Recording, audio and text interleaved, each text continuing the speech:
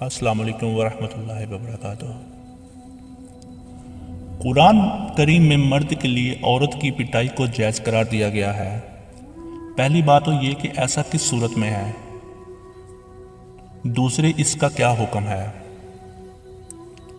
یہ فقط اس صورت میں ہے جب بیوی حق استماتہ سے انکار کرے، پہلے اسے سمجھائے اور فائدہ نہ ہو تو مرد اس سے دوری اختیار کر لے اور دوسری جگہ پر جا کر سونا شروع کرے، اور اگر اس کا بھی اثر نہ ہو تو اگر مارنے سے سدھرنے کا امکان ہو تو مار سکتا ہے، بشرط کہ سرخ یا کبود یا سیاہ نہ پڑے، اور مارنا انتقام کے لیے بھی نہ ہو۔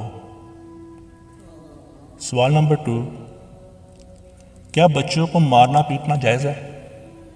جس کا جواب کچھ یوں ہے۔ اگر بچے کوئی فعل حرام انجام دیں یا کسی کو اذیت پہنچائیں تو ولی یا اس کے اجازت یافتہ شخص کے علاوہ کسی کو بھی آداب سکھانے کے لیے مارنے پیٹنے کا جواز نہیں ہے، اور ولی یا اس کے اجازت یافتہ شخص کے لیے تادیب کی خاطر ہلکی اور غیر مبرح زخمی نہ کرنے والی پٹائی جو کہ بچے کی جلد کی سرخی کا سبب نہ بنے جائز ہے، بشرط کہ 3 ضربوں سے زیادہ نہ ہو۔ یہ بھی جب کہ آداب سکھانا پٹائی پر ہی موقف ہو، بس اس بنا پر بڑے بھائی کے لیے چھوٹے بھائی کی پٹائی کرنا جائز نہیں، مگر یہ کہ بڑا بھائی اس بچے کو ولی سے اجازت رکھتا ہو تو پھر مار سکتا ہے۔